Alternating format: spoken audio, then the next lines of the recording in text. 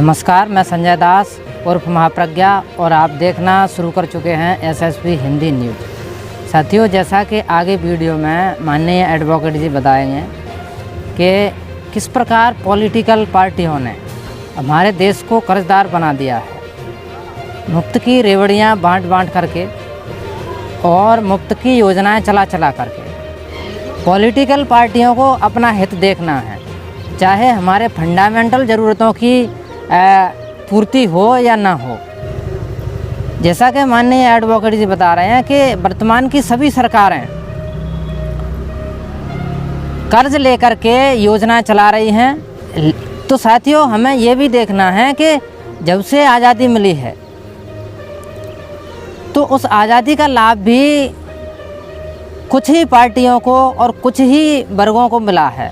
150 लाख करोड़ का देश पर कर्ज है, सरकारों के ऊपर कर्ज है, जिसमें चाहे आम आदमी पार्टी हो, दिल्ली की जो सरकार है वह शिक्षा की बात करती है और स्वास्थ्य की बात करती है, लेकिन उनकी सरकार ने भी सारे काम कर्ज लेकर ही किए हैं। तो साथियों, हमारा देश जो कर्जदार बन गया है उसका एक ही कारण है कि जब से लोकतंत्र आया है, आज़ादी मिली है, उस लोकतंत्र में पिछड़े, शोषित और वंचित वर्गों के लिए सहानुभूति अन्य वर्ग नहीं रखते हैं। यानी कि आज तक एक बार केवल देश में पहली महिला मुख्यमंत्री मायावती जी बनी और उनके कार्यकाल में जो शिक्षा के लिए काम हुआ, जो स्वास्थ्य के लिए काम हुआ और शोषित और वंचित वर्गों के उत्थान के लिए काम हुआ, वह सराहनीय है। साथियों, उनको नवाजा गया आयरन लेडीज़ के नाम से। तो साथियों, जिस प्रकार हमारा भारत देश कर्जदार बन गया है, उस पर हमने स्लोगन लिखा है कि मिशन जय आसरा का है यह नारा, कर्ज मुक्त हो अब देश हमारा। जब से आज़ादी मिली है, जब से सभी जाति, सभी वर्गों के लोग शासन चलाते आ रहे हैं और उनकी नीयत नहीं है कि इस देश के जो पिछड़े लोग हैं, वंचित लोग हैं, वह सामाजिक बराबरी करें, राजनीतिक बराबरी करें, आर्थिक बराबरी करें। और इसी का ये परिणाम है कि आज हमारा भारत देश कर्ज में डूबा हुआ है। तो कर्ज से मुक्ति के लिए, सामाजिक बराबरी के लिए, आर्थिक बराबरी के लिए, राजनीतिक बराबरी के लिए अब हमारे पास दो ही विकल्प हैं। या तो मायावती जी को प्रधानमंत्री के रूप में भारत देश की जनता स्वीकार करे, या फिर नए तेज तर्रार और उभरते हुए शोषित वंचित वर्ग के नेता, जो आज़ाद समाज पार्टी के राष्ट्रीय अध्यक्ष भी हैं, चंद्रशेखर आज़ाद जी को अपना नेता भारत देश की जनता स्वीकार करे, तभी यह संभव है। बाकी सभी लोगों के लिए सरकार चलाने का और सभी क्रियाकलापों में भागीदार बनने का अवसर मिल चुका है, लेकिन जिनको अवसर मिलना चाहिए उनको अभी तक अवसर नहीं मिला है। उसी का कारण है कि हमारे भारत देश में जातिवाद चरम पर है और राजनीतिक असमानता है, आर्थिक असमानता है, सामाजिक असमानता है। यही कारण है कि हमारा भारत देश आज कर्ज में डूबा हुआ है। तो साथियों, हमारा जो स्लोगन है, मिशन जय आसरा का है यह नारा, कर्ज मुक्त हो अब देश हमारा, तो इस स्लोगन को सच करने के लिए साथियों हमें मायावती जी को स्वीकार करना पड़ेगा या चंद्रशेखर आज़ाद जी को हमें अपने नेता के रूप में स्वीकार करना पड़ेगा, तभी साथियों यह संभव है। अब आप देखें, माननीय एडवोकेट जी का जो संदेश है वह बहुत ही महत्वपूर्ण है और उस पर हमें अमल करना चाहिए सभी भारतीय नागरिकों को। चुनाव के पहले जो पॉलिटिकल पार्टियां बड़े बड़े मुफ्त के वादे करती हैं, हमने उसको चैलेंज किया है सुप्रीम कोर्ट में और बहुत बड़ी हमें खुशी इस बात की है कि सुप्रीम कोर्ट इस मामले को सुनने के लिए 3 जजों की बेंच बनाने के लिए तैयार हो गया है।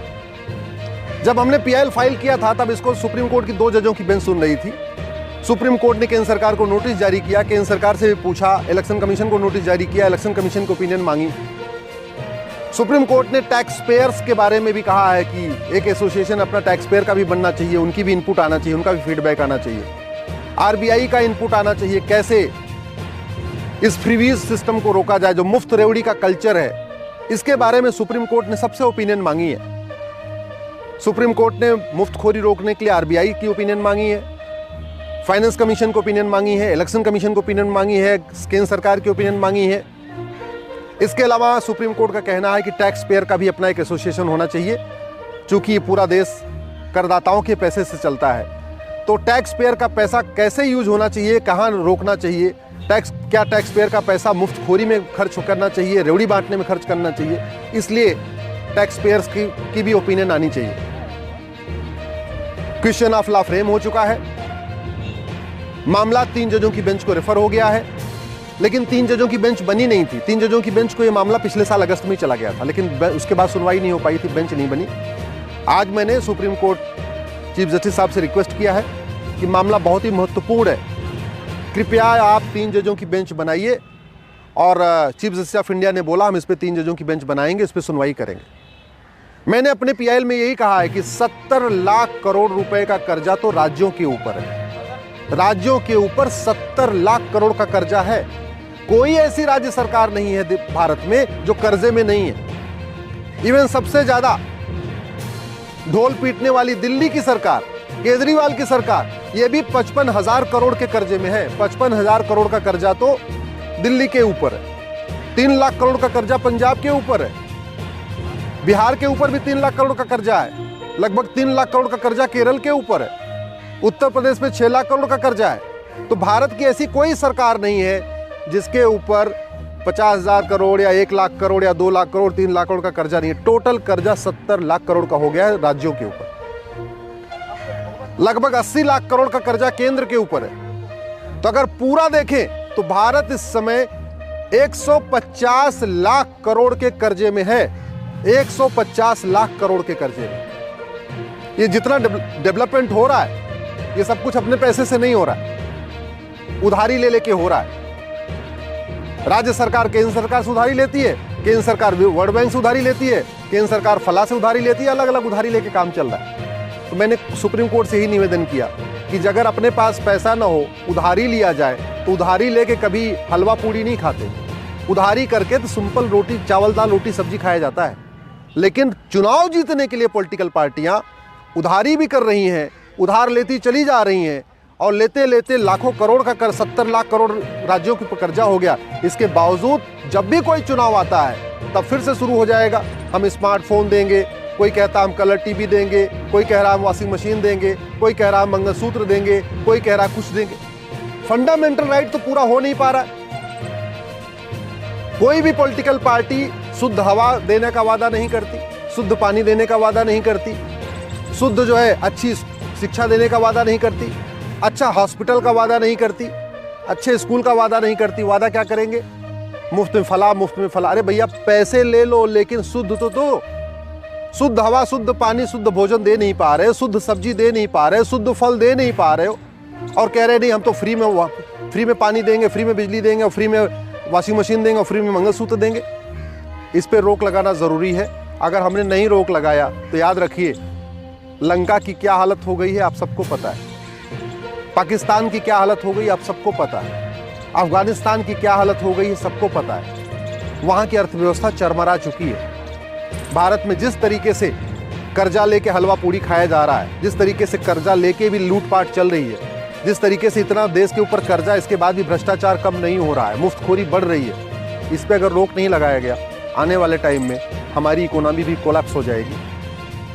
आप सब भी इस पर आवाज़ उठाइए, मुफ्तखोरी के ऊपर आवाज़ उठाइए, मुफ्तखोरी के खिलाफ बोलिए, सोशल मीडिया में लिखिए, इस वीडियो को अधिक से अधिक शेयर करिए, लोगों को पता तो चले कि ये जो राज्य सरकारें मुफ्त का वादा करें उनके ऊपर कर्जा कितना है। दिल्ली जहाँ मात्र 2 करोड़ की जनसंख्या है, खूब टैक्स भी आ रहा है, खूब लोग टैक्स भी दे रहे हैं, उसके ऊपर भी 55,000 करोड़ का कर्जा है दिल्ली जैसे राज्य के ऊपर। यूपी, बिहार, बंगाल की तो आप बहुत पीछे छोड़ दीजिए।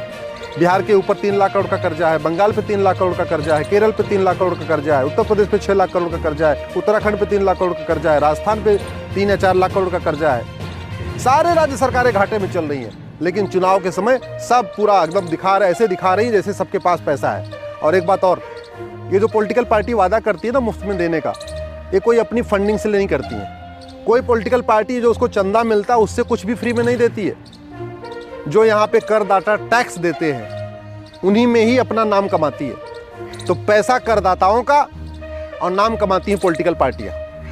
पैसा करदाताओं का और नाम कमाते हैं नेता कि मैंने ये दे दिया, मैंने ये दे दिया, मैंने ये दे दिया। भाई कोई भी नेता अपने जेब से कोई 1 रुपये खर्च करता है क्या? कोई पॉलिटिकल पार्टी अपने जेब से 1 रुपये खर्च करती है क्या? पैसा किसका है? हमारा और आपका। तो हमारा आपका पैसा सही से उपयोग हो, सही जगह उपयोग हो, उसका दुरुपयोग ना हो, मुफ्त रेवड़ी में उसका दुरुपयोग ना हो, इसके खिलाफ आवाज़ उठाइए।